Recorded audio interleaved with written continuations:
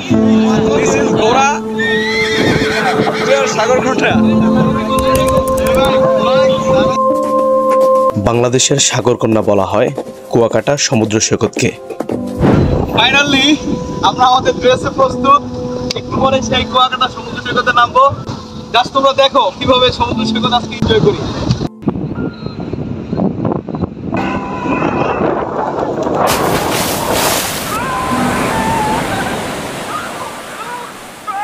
বাংলাদেশের হাজারো দর্শকের মন কেড়েছে এই সাগরকন্যা। আমি মাহাদি হাসান, প্রকৃতির সাথে আপনাদের ভালোবাসাকে উজ্জীবিত করার জন্য জীবনকে বাজি রেখে আমি কাজ করে যাচ্ছি। আজকের এই ভিডিওতে সমুদ্রকন্যায় কিভাবে আসবেন, কোথায় থাকবেন, কোথায় খাবেন, এই তথ্যগুলো আমি আপনাদের সামনে তুলে ধরব। এখানে যে বয়াগুলো দেখা যাচ্ছে, এই যে বসার জন্য যে বসার সিট, প্রত্যেকটাতে বসার জন্য আপনার নির্দিষ্ট টাকা দেওয়া লাগবে। টাকা ছাড়া তারা কিন্তু এখানে বসতে দিবে না। এটাই বাংলাদেশ।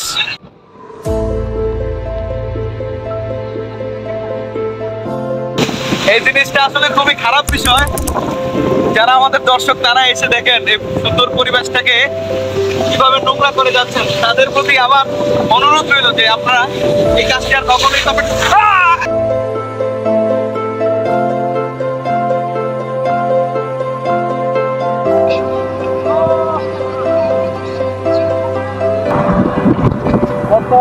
ঢেউগুলো আসতেছে, দেখার মতো ঢেউ।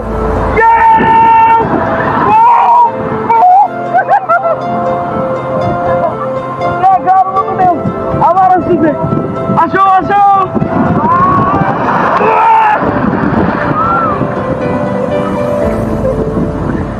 একটি পরিবারের সবার মধ্যে ভাব ভালোবাসা তৈরি করতে পারে একটি সুন্দর ভ্রমণ। আর এটির জন্য সমুদ্রকন্যাকে আপনি যদি বেছে নেন, তাহলে আমি বলবো আপনি সবচেয়ে বেস্ট একটি পয়েন্টকে সিলেক্ট করেছেন।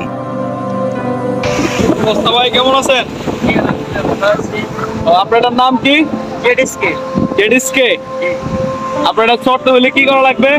আমাদের রাউন্ড আছে, 500 টাকা রাউন্ড আছে, 1000 টাকা রাউন্ড আছে, 1500 টাকা রাউন্ড আছে, যে যেরকম করে। কোনটার প্রাইস কেমন? 500 টাকার প্রাইস রাউন্ড হলো একটু কিছু করে এই সাইডে যাবো। হ্যাঁ, আপনি আবার এই সাইডে ওই সাইড থেকে এই সাইডে রাউন্ড দিয়ে আবার এখানে ঢুকবো। আচ্ছা, সর্বোচ্চ 2 থেকে 2.5 মিনিট। হ্যাঁ। হঠাৎ দেখবেন যে আপনার মাথার উপরে অনেক উঁচু হয়ে ঢেউ আসতেছে। আসলে তখনই এই যে দেখেন, এই যে আসতেছে বিশাল বড় ঢেউ। রাত্র 8:30 বাজে আমাদের। এখন চাইতেছি কুয়াকাটা যাইতে, কলাপাড়া যাইতে পারতেছি না। রাস্তা সব লোক, যার কারণে আমরা সবাই হাইটে দিছি। ঠিক আছে, দেখে হাইটে কতটুকু যাওয়া যায়। ওই পাশে গাড়ি আছে, সব লোক, কোনো কিছু চলতে দিতেছে না। আমরা প্রায় 20 মিনিট ধরে হাঁটতেছি, শুধু গাড়ি আর গাড়ি, সব লোক। আমার বন্ধু কাফিল, আমরা কুয়াকাটা যাচ্ছি, বাসে আছি এখন। কাফিল, কি অবস্থা তোমার? কেমন আছো? এই তো আলহামদুলিল্লাহ ভালো। আজকে অনেকদিন পর মাহাদির সাথে দেখা হয়েছে, অনেক ভালো লাগতেছে। আমরা কুয়াকাটা যাইতেছি। সাথে আছে এতে উনি, ওনার কারণে আজকে সারাদিন লেট হয়েছে। ঠিক আছে, যাওয়ার কথা ছিল সকালে, কিন্তু ঘুম থেকে উঠতে পারেনি। এখন 11টা বাজে। মিথ্যা কথা। প্রমাণ আছে, নাহলে কারা দৌড়াদৌড়ি করছে।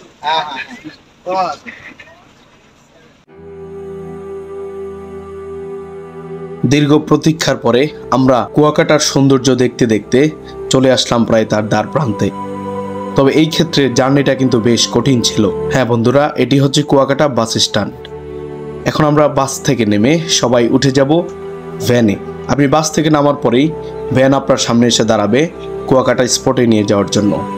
আর আমরা সবাই ভ্যানে উঠে গেলাম। এখান থেকে মাত্র 20 টাকা ভাড়ায় আমরা চলে যাব কুয়াকাটা স্পটে।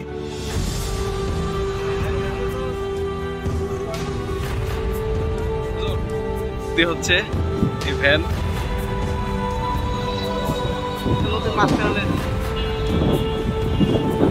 আমাদের পাশে হচ্ছে। তবে এখানকার পরিবেশটা আমার কাছে কিন্তু খুব ভালো লেগেছে। ঠান্ডা পরিবেশ এবং চারদিকে মৃদু বাতাস বয়ে যাচ্ছে। নিঃসন্দেহে এটি হচ্ছে সমুদ্রকন্যার বাতাস। তবে আসুন আরেকটু পিছনে চলে যাওয়া যাক। তবে আপনি যদি এই সমুদ্রকন্যায় আসতে চান, তাহলে ঢাকা থেকে সরাসরি কুয়াকাটার বাস পাওয়া যাবে। সেই বাসে করে সরাসরি আপনি এখানে চলে আসতে পারবেন। আর যদি আপনি বরিশাল দিয়ে আসতে চান, তাও বরিশাল রূপাতলী বাস স্ট্যান্ড থেকে আপনি সরাসরি কুয়াকাটার বাস পাবেন। সেই বাসে চড়ে আপনি চলে আসবেন। তবে পথের মাঝখানে আমাদের হাঁটার গল্পটা হচ্ছে, সেদিন গাড়ি ঘোড়া বন্ধ থাকায় আমরা হেঁটে হেঁটে ভেঙে ভেঙে আসতে হয়েছে। তবে আশা করি আপনারা যখন আসবেন তখন আপনাদের এই সমস্যা থাকবে না। তাই সরাসরি আপনারা বরিশাল থেকে কিংবা ঢাকা থেকে কুয়াকাটার বাসে চড়ে আপনারা চলে আসতে পারবেন খুবই সহজে। তবে সমুদ্র সৈকতের নিকটে চলে আসলে আপনারা এমন অনেক হোটেল দেখতে পারবেন যেখানে আপনি খুবই সুলভ মূল্যে থাকতে পারবেন। আমরা গাইডদের মাধ্যমে জানলাম এখানে থাকার জন্য আপনার প্রায় 800 থেকে শুরু করে 2 থেকে 4 হাজার টাকা পর্যন্ত আপনি এখানে থাকার জায়গা পাবেন।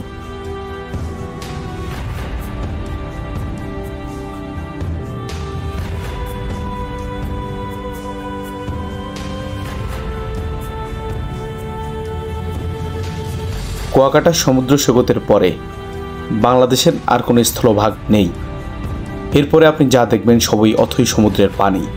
এরপরেই আছে অ্যান্টার্কটিকা মহাদেশ।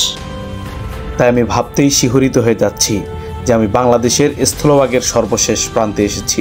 আমার সামনে যা দেখছি সবই অথই সমুদ্রের পানি, যার কোনো সীমা নেই, যার কোনো রেখা নেই। আমরা অবশেষে চলে আসলাম কুয়াকাটা সমুদ্র সৈকতে। বাংলাদেশের সাগরকন্যা যাকে বলা হয়, এটি হচ্ছে সেই কুয়াকাটা সমুদ্র সৈকত। দেখার মতো একটি দৃশ্য, এখানে এসে দাঁড়ালেই বুঝতে পারবেন এই সমুদ্র সৈকতের মজা কত বেশি। তবে সমুদ্র বিচে দেখার মতো আপনি অনেক কিছু পাবেন। ঘোড়ার মাধ্যমে আপনি ঘুরতে পারবেন, জেটস্কির মাধ্যমে আপনি পানির মধ্যে জেটস্কি চালিয়ে যেতে পারবেন এক প্রান্ত থেকে অন্য প্রান্তে, এবং বাইকের মাধ্যমে আপনি ঘোরাফেরা করতে পারবেন এ প্রান্ত থেকে ও প্রান্তে। সমুদ্র সৈকতের প্রতিটি ঢেউয়ের সাথে এই সমস্ত আনন্দ নিশ্চয়ই আপনাকে একটা অনন্য সুখ দিবে। আবার চাইলে প্রিয়জনদের সাথে কথা বলতে বলতে আইসক্রিমও খেতে পারেন এখানকার। তবে আপনি ভ্যানের মাধ্যমেও বিচের মধ্যে বিচরণ করতে পারবেন। যাই হোক, আসুন তবে এবার একটু ঘোড়ার পিঠে উঠে দেখা যাক। আমি কিন্তু জীবনে কোনোদিন ঘোড়ার পিঠে উঠিনি, তবে এখানকার অভিজ্ঞতাটা আমার এই প্রথম। তবে দেখা যাক কতটুকু কি করতে পারি। তবে হ্যাঁ, জীবনের এই অভিজ্ঞতা সাহস নিয়ে করতে হবে।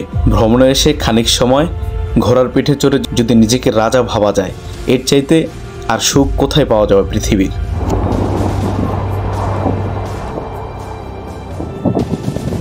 তবে ভাই, পানির যে অবস্থা সেটা বলার অপেক্ষায় রাখে না।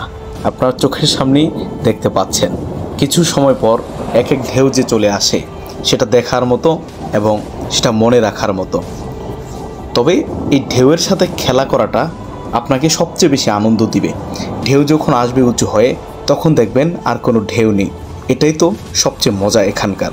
আপনি আসলে গোসল করার পরেই শুধুমাত্র এর অনুভূতি নিতে পারবেন, এছাড়া আপনি কখনো এই অনুভূতি বুঝতে পারবেন না। দেখতে দেখতে প্রায় 2.5 ঘন্টা পার করে দিলাম এই পানির সাথে খেলাধুলা করতে করতে। এই অভিজ্ঞতা কখনোই ভোলার মতো নয়। আমি জানি না কবে আবার আসব এই সমুদ্র সৈকতে, তবে যখন ফিরে যাব বারবার এই ঢেউয়ের কথা আমার হৃদয়ে গেঁথে থাকবে। এই ঢেউ যেন এসে আমার হৃদয়ের সমস্ত ব্যাকুলতাকে ধুয়ে মুছে সাফ করে দেয়। প্রিয় দর্শক, আমাদের ভিডিওটি আজকে আমরা এই পর্যন্তই রাখব। তবে আমাদের পরবর্তী ভিডিওটি আমরা এখানকার যে বার্মিজ মার্কেট রয়েছে, সে বার্মিজ মার্কেটের সৌন্দর্য এবং বার্মিজ মার্কেটে আপনারা কী কী পাবেন সেই নিয়ে একটি ভিডিও করব। আশা করি আপনারা সেই ভিডিওটি দেখবেন। সবাইকে ধন্যবাদ।